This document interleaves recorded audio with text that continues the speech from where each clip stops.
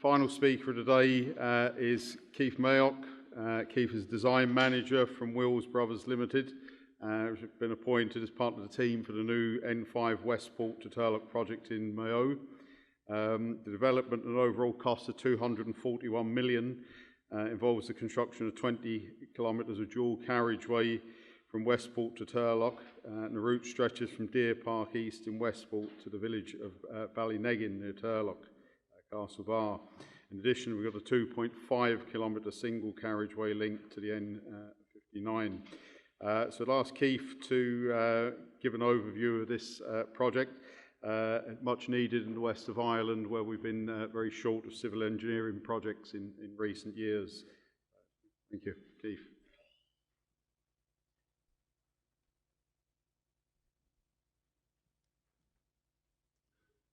Good afternoon, everyone, and thanks for the introduction, Martin.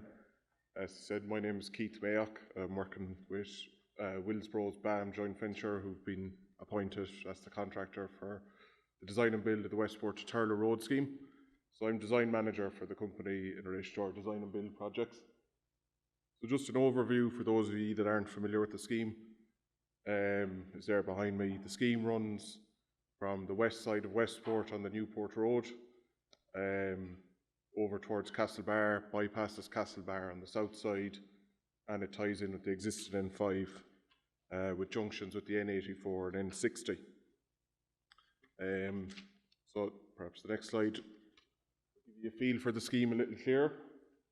So as you can see there, working from east to west, joins in on the existing N5 with a roundabout signified with the blue dot.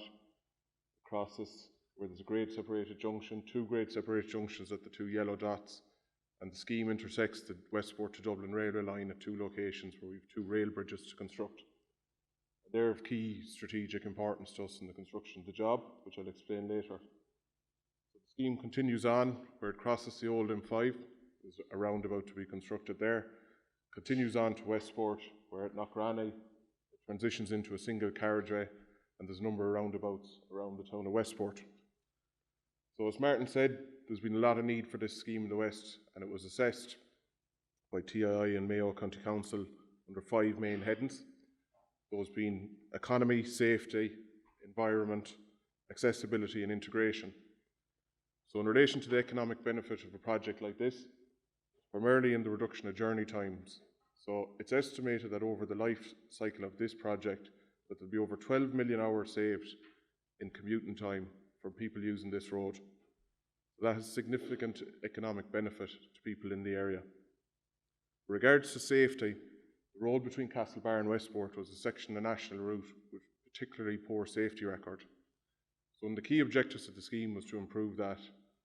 So it's estimated that over the life of this scheme, there will be a reduction of 35 fatalities, 120 serious incidents, and 1,200 minor incidents. So in terms of the assessment of the scheme, there's monetary values attributed to all of those incidents, and that all feeds into the cost-benefit analysis when the scheme is being considered to go forward. So in relation to the environment, you can see that the towns of Westport and Castlebar are bypassed by the route. So there's significant environmental benefits in Westport and Castlebar in terms of the reduction of traffic, reduction of noise pollution, and the congestion associated with all the traffic going through the towns. But also, between Westport and Castlebar, there's a lot of ribbon development along the existing N5. So those will all benefit from the reduction in traffic along that route also. Now, while there's benefits in those areas, there's obviously the potential for environmental impacts along the new greenfield route.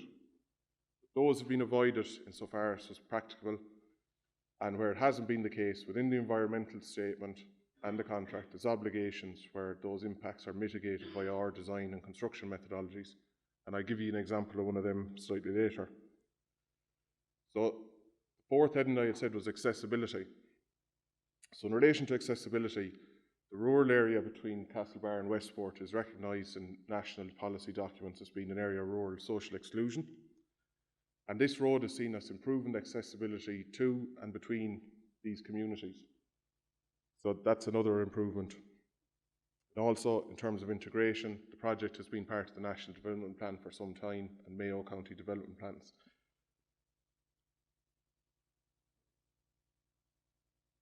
Just in relation to the contract, Mayo County Council are our employer for the scheme, working with TII. The employer's representative is Ronan O'Donovan Consultant Engineers, and a joint venture company of Wills, Bros and BAM are the contractor for the design and construction of the scheme, and RPS Consultant Engineers are our designer, and they will also supervise the construction of the works.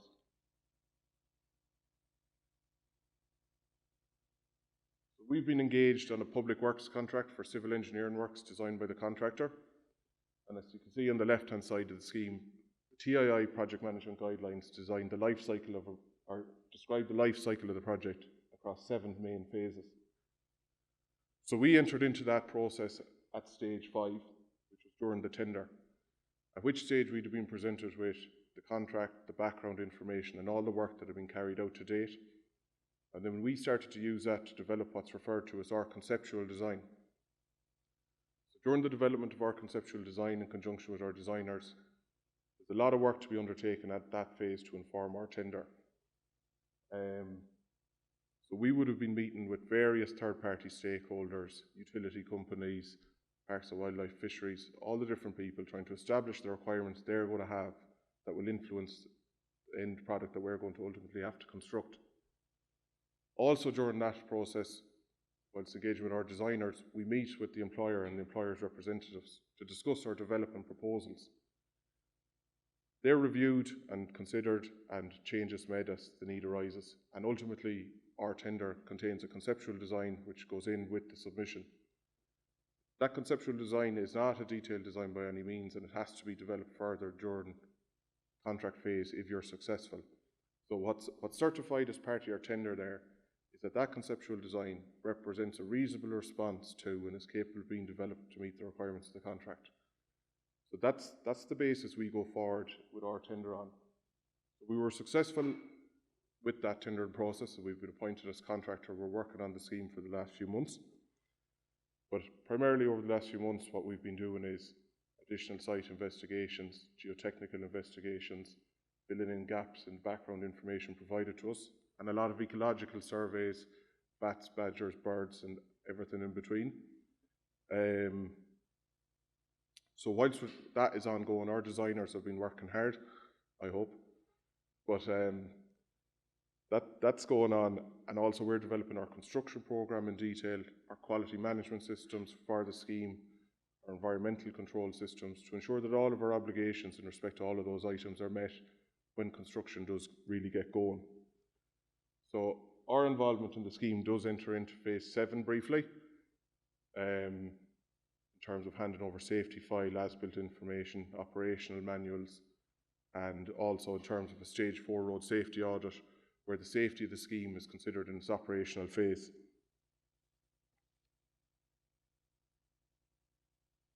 This slide gives you an overview of the broad timeline of construction of this scheme. I've discussed phase 5 tender, so we're currently in 2020. As I've said, a lot of design work is ongoing currently, site investigations, ecology. We're liaising with all the utility companies, trying to get those things sorted, OPW, culvert design. So there's a lot being done to enable the work to really get going when we start. Procurement of significant packages, particularly those elements that would be integral within the design, is also ongoing, with a view to commencing the main earthworks and drainage, hopefully not too much later in the year if the weather improves. But that will continue through the most of 2020. The structures will start in the latter half of the year, and then the structures will continue into 2021, as will drainage works, more structures, pavement will commence on into 2022, when it'll get more into finishing works and the type end product that you see when you're driving down any of our national primary routes. And then phase 7, ultimately the handover and transfer of information in relation to the asset we've constructed to the client.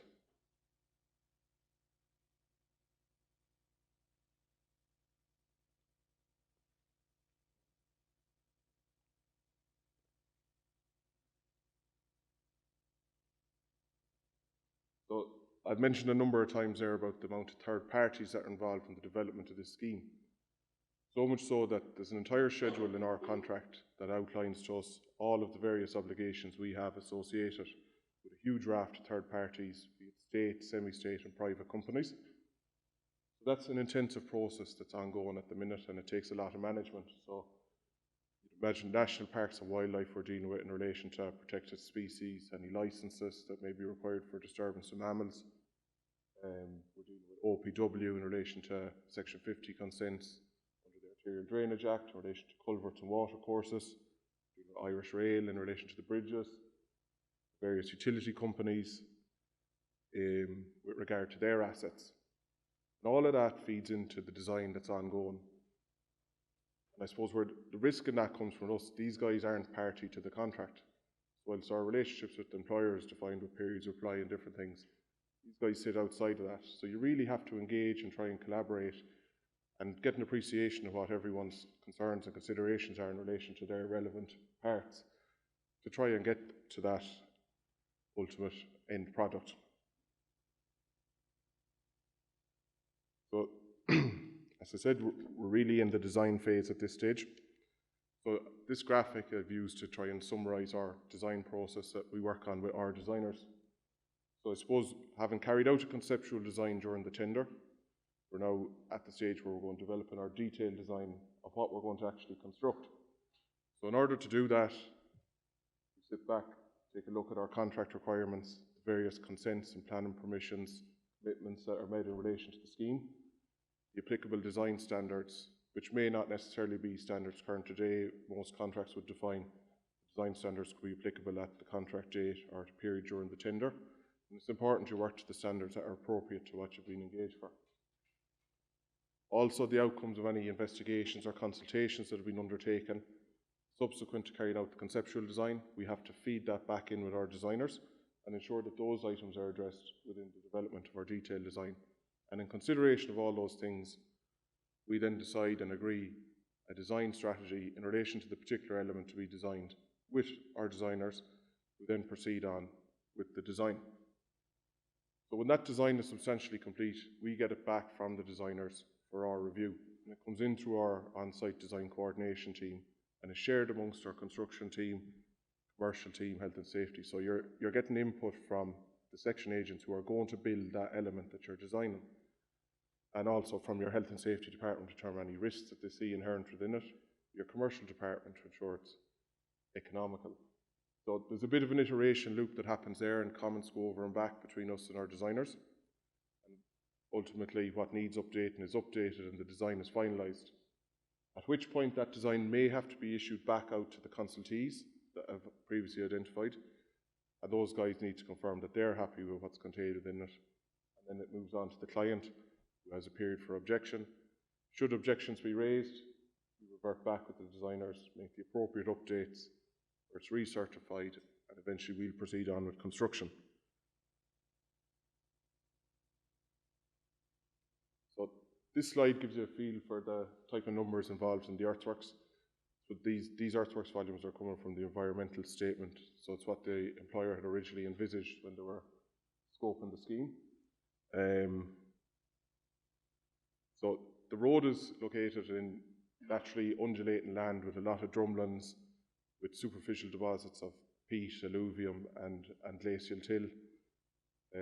Maybe Leo Moran and Davy Carton said it more poetically when they referred to Mayo's soft and craggy boglands and tall majestic hills. We have the boglands, we don't have many hills within the scheme, unfortunately.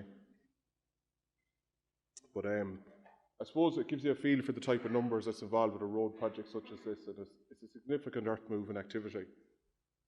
So the graph at the bottom is a mass haul diagram that we develop to plan our works. So along the x-axis there, you have the horizontal changes along the scheme. The y-axis are volumes, with excavation volumes positive on the y, fill volumes negative on the y, with each of the colours shown the different classifications of material that we expect that we'll encounter and require as advised by our designers. The lines are how we plan to go at it, hopefully. But I suppose it all looks very accurate here, and we have so many hundreds of thousands of cube and classifications, but reality is it's based on a ground investigation that's dispersed throughout the site, containing various results at discrete locations, that's been interpreted And then after that interpretation interpolated between to try and arrive at a set of volumes. So there's an approximate nature to what has to be undertaken, but then furthermore, in an area like this where there's a lot of fine grain glacial tills, that type of material is particularly susceptible to moisture. So even if we anticipate it's going to be acceptable fill, dependent on the weather at the time that we're excavating it, our methods of excavation and the control measures that we take, a lot of fill that could be acceptable may be rendered unacceptable, and then you have problems with your earthworks balance, possible processing, etc., to ensure that your acceptable material is okay for use. So I mentioned earlier about some of the environmental features that hasn't been possible to avoid with the route of the scheme. One example of that is Blacklock, which is a natural lock that occurs along the route, and there's a wetland habitat established around that lake. So it hasn't been possible to avoid that. Now, the historic mapping showed that the lake used to be significantly larger, but it's still estimated that the road embankment is going to cause loss of 20% of the habitat associated with that wetland.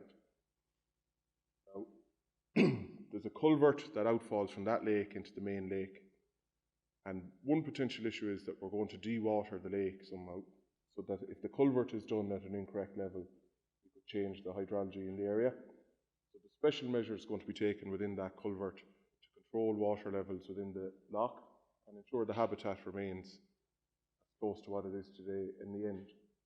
But probably more significantly is the subsurface drainage regime. So you can see in the picture on the right hand side, dark brown is more of them soft and craggy bog areas.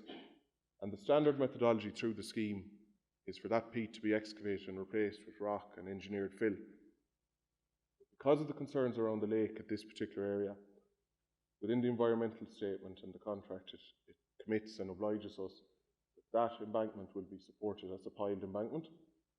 And that's to leave the peat in place so that the subsurface drainage regimes remain as consistent with the current conditions as possible.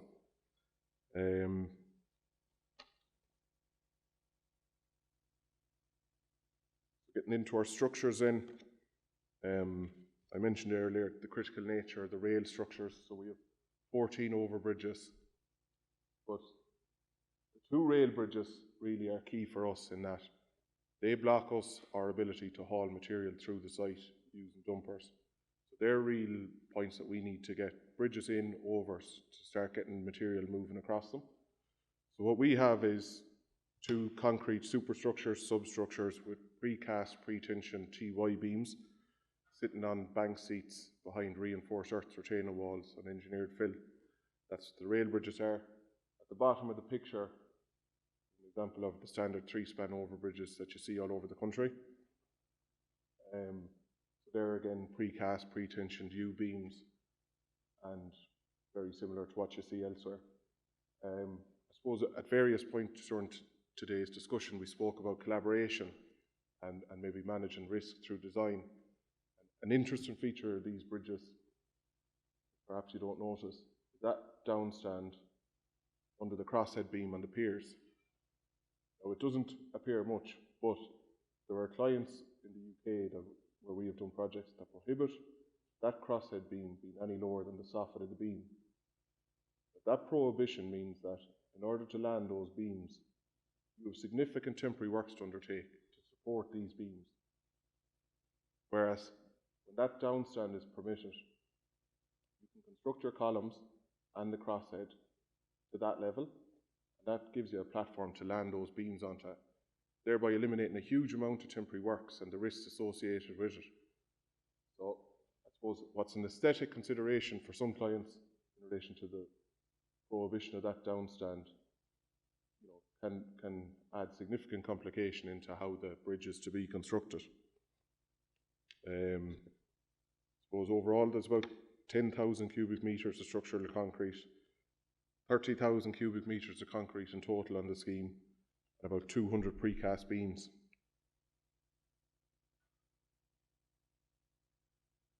I suppose going back to what I touched on there and how we manage the health and safety through the process and the environmental issues, We work closely with our designers who are working at all times to try and eliminate risk via design where practicable.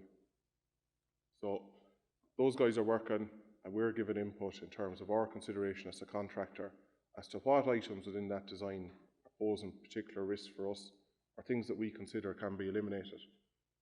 And in the example I gave there, in the instance where it's not within our gift to eliminate those risks due to contractual requirements, we will go back and discuss with the client, is it possible to look at this in another way? Can we amend these requirements? Because we think ultimately there's going to be a safer product or an easier way to do this with maybe some slight adjustments.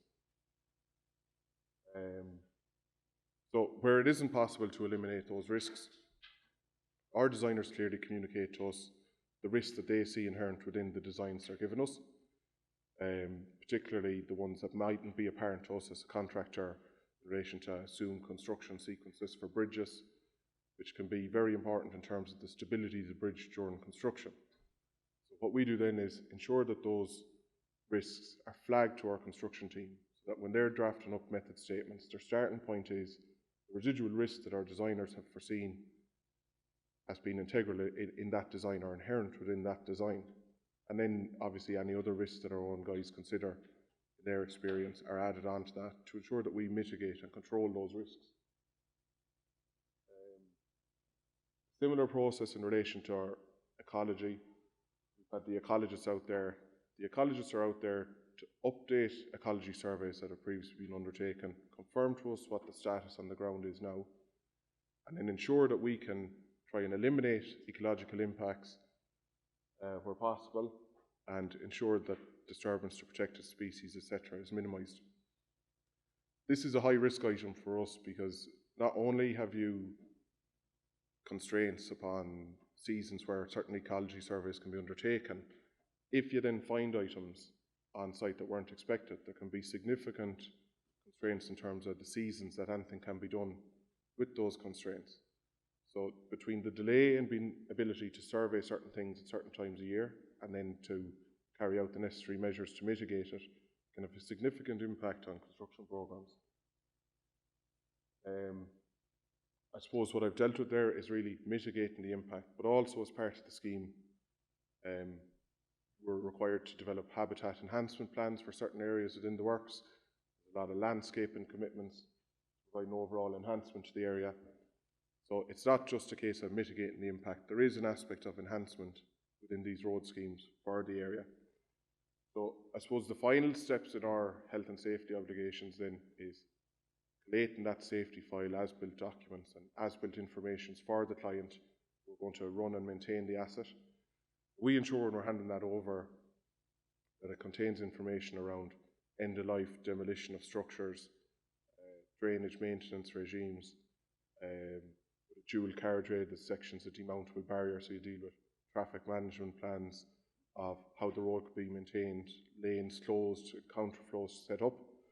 So say one scenario that is dealt with in that contract is a load instance where there's very heavy traffic coming into Castlebar and then all using every available route to Westport immediately after. Now, I'm not entirely certain, but I have speculated. It is referred to in the contract as Scenario SAM. So, given the current status of the Mayo team, I think we have enough time to get the route complete.